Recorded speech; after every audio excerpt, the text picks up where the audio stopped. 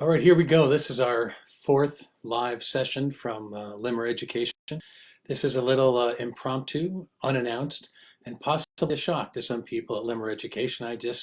Now that I'm in the hang of this, I just decided to do a Facebook Live session. I hope that we have some people join. Feel free to, as always, to send your comments along, to me, and we'll take a look at those as they come in.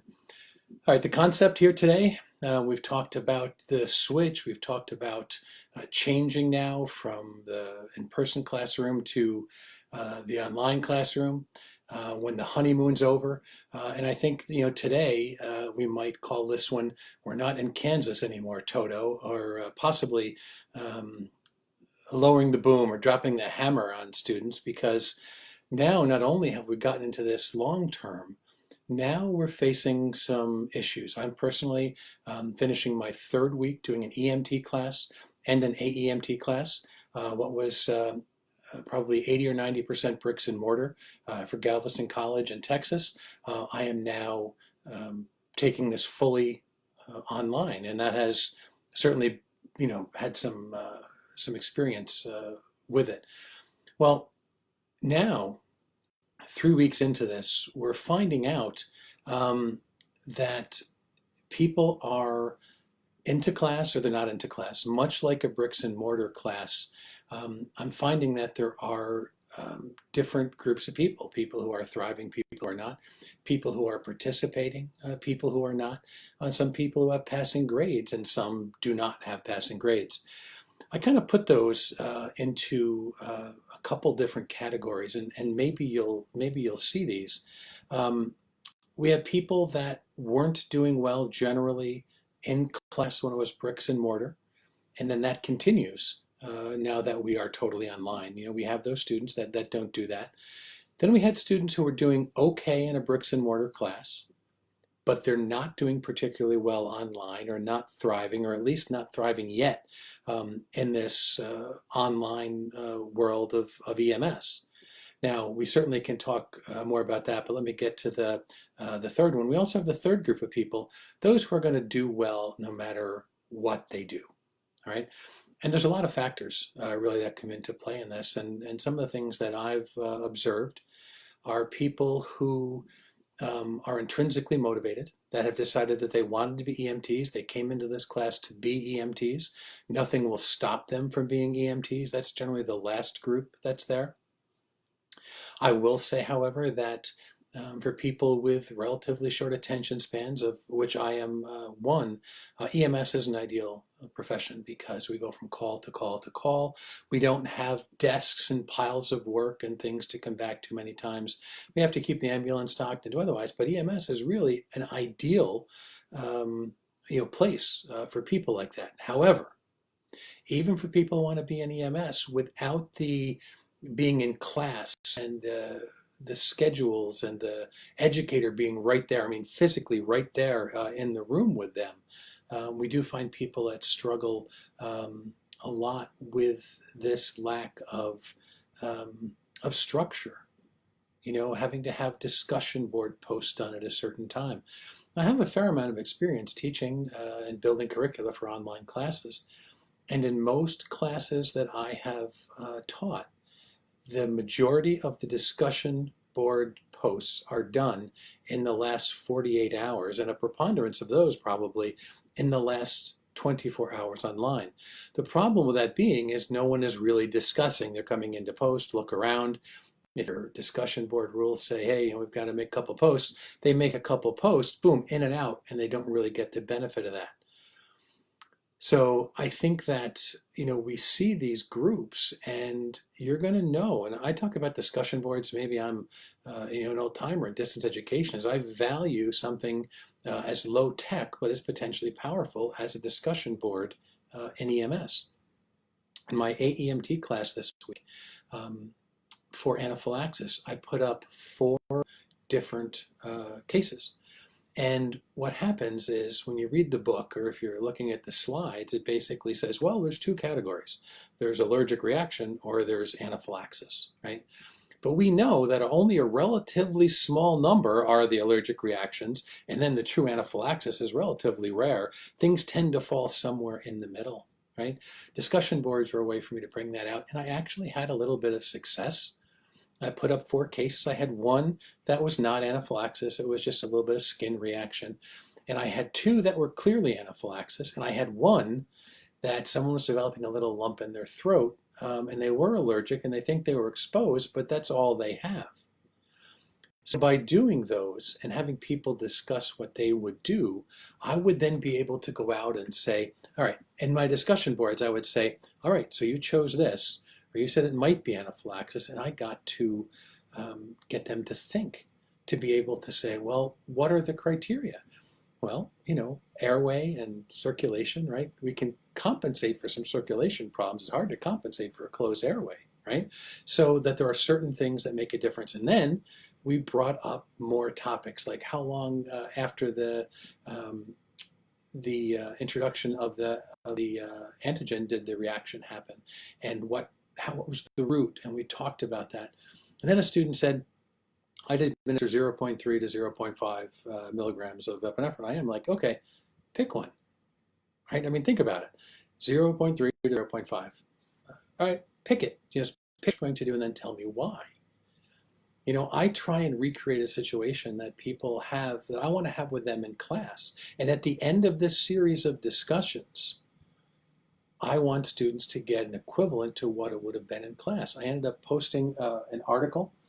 I had a really nice World Allergy Organization, the summary on epinephrine. It was a little old, but it was really good, and it was very readable for an EMT crowd. And I put that up for people to see what it talked about. And in there I had a fascinating anecdotal case reports where of 13 people who had severe anaphylaxis, 6 people who lived got epinephrine very close to the onset of respiratory distress and airway problems, and the 7 that died did not have epinephrine until the airway problems came severe. Now, if you can tell, I'm excited about this because I actually had a discussion board that worked, and if people took the time to go through and do that, it was really awesome. So the question then is do people feel that? Do people feel that they're learning? Just because I'm sitting here and I'm kind of a nerd and I like the online classes, and we'll sit on the discussion boards and check them every day and try and pose new questions and things, or do people feel like they're learning? And I think that really comes down to a lot. So from the class, I think those 3 groups of people: not doing well in class, bricks and mortar, continuing to not do well; people doing well in class but having trouble to adjusting online; and then people who are going to do well no matter what.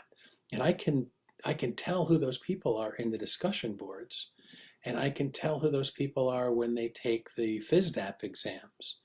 And the challenge, of course, is how to then teach and engage people to be able to get in the discussion boards. Now, if you're using discussions in the things that you've just recently moved online, one of the things that I'm going to try is the class would run, class starts Monday morning at 9:30, and then it would end the next Monday morning when this class starts, a basic turnover time for an online class. I'm considering making the discussion boards due on Thursday morning. So everybody has to get at least once before Thursday, and then come in one additional time between Thursday and the next Monday morning to make a comment and create a rubric. Right now, my discussion boards are complete or incomplete. In Canvas, I'm just checking them off as done or not at the beginning of this online experience. But now I really think in these discussion boards, I have to develop a rubric that says the number of posts you make, the number of visits to the discussion boards that you make, the quality of the posts that you make, that I've got to create a way to get students more engaged, or they're not going to be getting what I want them to get, from the discussion board. So I guess kind of why I call this, lowering the boom, is that, now that we're 3 weeks into this, the honeymoon is far from over now. There's about 4 weeks left in this semester. And I'm thinking I have students that will be taking the, if they can, at least the NREMT exam for AEMT and EMT. And I want them to be ready. We all have to believe, that the students are ready. We have lots of familiar faces: Christine and Jeff, Jared, Scott, Sheila, Chris, lots of old friends in here. I would love to see any comments that you have about this. I'm talking a lot about discussion boards, but we're really now at the point where we're talking in this fourth Facebook Live about what do we do now when the honeymoon's over and we've got to now finish out the semester strong. The other thing I'd be very curious your opinion about is, what are you planning for summer classes, or what are you planning for fall classes? With all the talk about opening things up or not opening things up, where are you? And I know I have some program directors in here. Where are you as far as what are you going to do for summer classes? At what point do you think we'll ever be able to get back in the traditional classroom? And how much are you planning really to be online? So I would be very curious. I've got some comments coming in now. Christina, Christina says that she's having a problem, and I think everybody is having a problem. Sometimes we're waiting for an announcement from the college and what's going to happen. And quite frankly, our schools, whether it be a community college or university or a regional EMS type of training class, are really having trouble trying to figure out what's going to happen next. And you don't want to make an announcement that's going to could change down the road. Yet we have to have some ability to plan. And I think, quite frankly, it's a relatively safe bet for most educators in most places to plan on just starting online with summer classes. And if you can get in to do labs, and if it changes, that's fine. But I really think that if we start online strong with the experience we had in the spring semester, that students really won't know the difference when it comes down to that. Christine says students want to be moved to a future class. We're waiting here to see if we can do that. The college I teach at actually extended the ability to use a W grade rather than an F grade, just for people that can't finish the class or somehow can't do it. We're quite a ways into the class. I don't know anybody that's giving refunds or anything, but I think that ability to be able to extend a W for a withdrawal from the class rather than having a failure in the class hits a couple things. The people that really aren't thriving, those people who were doing okay, not doing well online, or not doing well at all, it does give them a little bit of an out, a little bit of a way to say, maybe it's time, and maybe they will come back. I certainly would like for that to happen. But there also are people who have had families or others affected by COVID-19 that are just mentally not there because of being ill themselves, and I think that's a really big issue. And Christina again says we've moved all of our classes that were supposed to be in summer to fall. Well, I got to tell you, there are a lot of people that are doing that. They're saying, is summer even going to be fruitful at all? And my concern with that is we're shutting down the pipeline. That we are taking the people that from our EMT classes that we're going to go into AEMT classes, or people that are going into our paramedic classes, and we're shutting down that pipeline. I think that going online, I think we always have to put our best foot forward. One message that I give to my students every time I talk to them is that it's my belief, and I'm not just saying this, that the education that we're able to deliver online is equal to, or sometimes better to, going through slides in class, right? That students are going to read the book. My students have audios they can listen to that give the insight, some of the things in class, but they can do it on their own time, right? So you've got the textbook, you've got some insight, and now we've got some discussions. And I choose my discussions, I make them to stimulate some thought and to create some real discussions in there. And I want those done by a certain time, and then I put a quiz online, right? And it comes down to also exams. We're currently using the FISDAP exams for the EMT class. So we have a certain hard stop there, so to say, that students are going to be, given an exam. You have to have exams. My good friend, even though he's a book competitor. I think of him like a brother, Joe Mistovich. I know I've said this before, but I think it's worth repeating. If you want your students to learn superficially, test them superficially. If you want them to learn comprehensively, test them comprehensively, right? So we have to test as well. My advice in this is to, there's an old commercial, never let them see you sweat, right? Um, don't show your students your insecurities. The switching to online is not going to be perfect right away. I mean, there's a lot of issues. Even the syllabus that had the percentage of grades set up is very hard to keep the same way when the activities in class are different and the expectations are different. What's participation? What if you had a score in their skills, which you're having trouble doing now? So there are so many things that change, but I would encourage people to keep going. To be able to keep the classes and keep them out there. I think it's important for us to be consistent. And I don't know what the future is going to bring as far as students wanting to come in. Wanting to come in when you're seeing all these things on television and about COVID-19. There was a spot anytime the economy was down or there were any problems. People rushed to health professions because of job security, because of a need to participate and to do things. That we were always the place where people went when other parts of the college were down in enrollment. We were up in those crazy economic times and times in the world. I don't know how that's going to go for this. Let me just take a look. Jared made a comment here.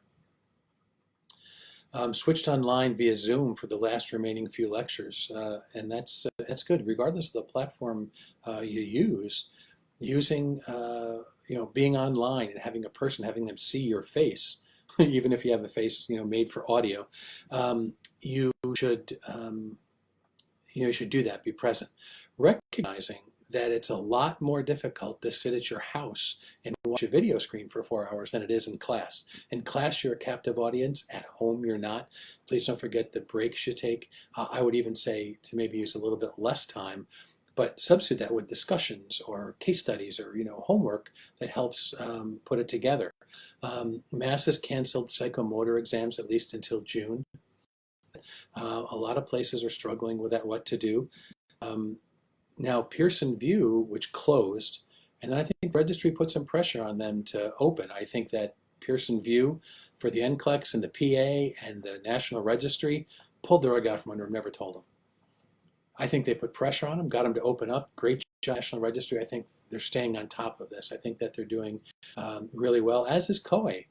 Quite frankly, with some of the new policies coming out, I've seen people happy with those.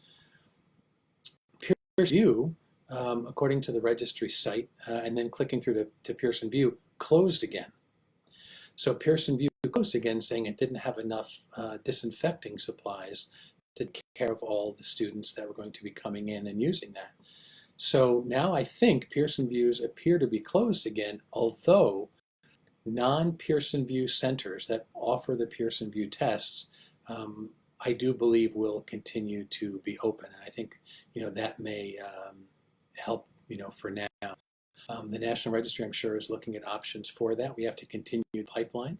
We're very fortunate that a lot of places aren't saying, half our people are out. They're isolated. They have symptoms because we need to continue feeding that pipeline.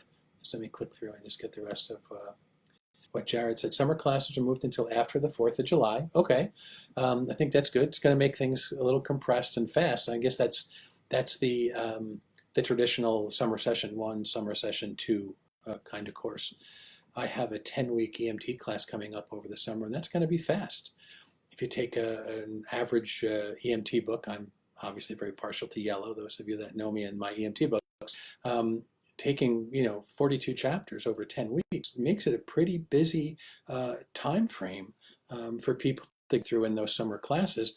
But some of the other classes that we have in the college, if you have a cardiology course, if you have some other trauma management over the summer, I think we have with a paramedic program, I think we have a little bit more leeway. Leslie, my last few classes were Zoom, but shorter than usual, finishing plus review.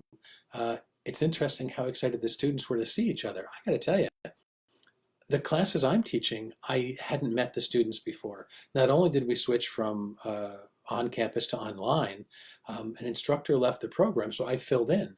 So I had to get to know the students on top of going to teach online. Now, maybe that clean break, I don't know if it was better or worse, but I have to tell you, I enjoy seeing them as people are have stay-at-home orders and otherwise. I think it's good to see faces really just anytime on this. I think I think it's a really good point. They do enjoy seeing each other.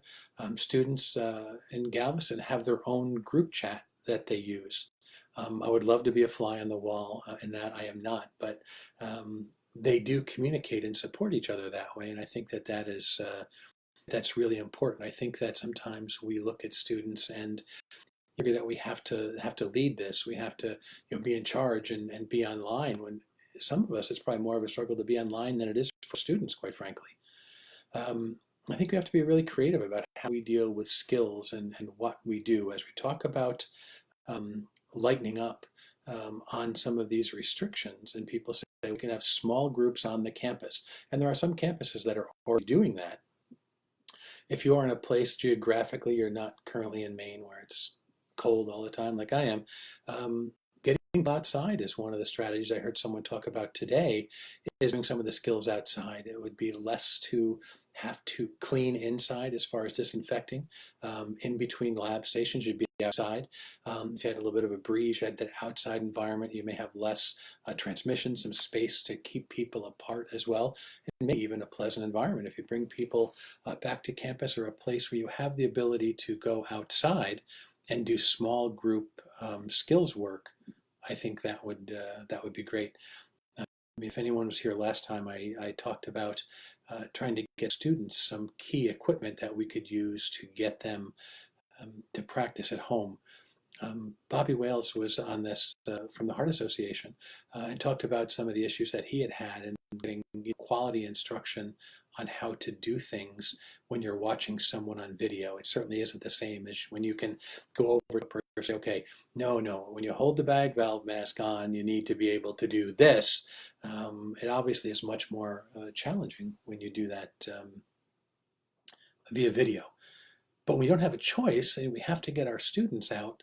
I think that's the case. A lot of the people I've been talking to also agree with, and a lot of states have actually put in writing that, we're going to make some allowances to do this. It's going to be done all over, but is it realistic to figure that in mid-May you're going to take the registry and become an EMT or an AEMT or a paramedic, and that probably isn't so much the case, even with the adaptations that are being allowed for some of our lab, clinical, and internship experiences, our field experiences, what to do as far as that goes. Holy cow, look at these comments. Now, this is great. Christina asked Leslie a question. All right, I'm just going to be the DJ here, the facilitator. Christina asked Leslie, were all your students able to get on Zoom? I think that's a good question. There are some barriers, economic and technology and otherwise, to people getting online. I have found that it's generally not significant, but we do get those. And Jared says students are crushed because they aren't getting to see each other in class, but are good on Zoom. They've come together well, and they're sad not to be in live classes for the time being. I think we can say that for educators too. I think we have to look at what the new normal is. I think to a certain amount summer, and quite frankly, I might want to be able to do a contingency plan to be able to see what we're going to do in the fall because of different waves. Even if we have 20 smiling faces sitting in front of us in class in August, that doesn't mean that September, October, November, we won't suddenly have to change the rules again. So I think all the stuff we're doing now is going to apply in the future, probably more than we would ever want it to. And I think some of the things we're doing now that we're saying, wow, why haven't we done before? So I don't want to go on, too much and just ramble and repeat. It was a rainy day here in cold dreary Maine, USA, and I just wanted to come back out and keep my conversation going about my experiences switching into an online environment, and which I like. I'm actually very comfortable in, and I'm starting to see my students come around a little bit. But that certainly doesn't mean that there aren't issues. There are pros and cons to everything that we do. And I think whether it be the effort that we give our students, whether it be the product that we put out, I'm a very, very big believer. Brian, I think I saw Brian come on here, my program director. I'm, again, very happy to be teaching in Galveston. And I tell him, I say, you know, I'm building this stuff from scratch. And I said, I really think it's important to pass the straight face test. Now, that's different than the COA test and the state office test. In here, right, in your heart, what I want is I want my students to have the best chance they have. And the straight face test means that someone looks back in my Canvas and whatever learning management system that you use, and they see what was done, they're going to say, yeah, they gave that a real shot. And while that might not be quantifiable in the grand scheme of things, I think personally that you chose to come on here as educators to listen to me. I chose to go out and put these classes online and try and do good. It felt really wonderful to get back and do this and for the challenge. But in the end, we ultimately want to help our customers, our students, our agencies that need the students that we have. So keep up the good fight. Go ahead and do it. If we say to students, well, we got to go online, it's the only choice I have, they're not going to respond to you. So remember to say, we're online. This is valid. It's good. Maybe a couple hiccups, but we're going to make you great EMTs. We're going to make you great AEMTs. We're going to make you great paramedics. I think that's really important. That's all part of that straight face test. I got some likes for that coming up, and I think I probably should go through. One of my students is here, Jody. You talked in last time. As an EMT student, it's pretty exciting to see how you guys are adapting these changing times. From a novice, it's encouraging.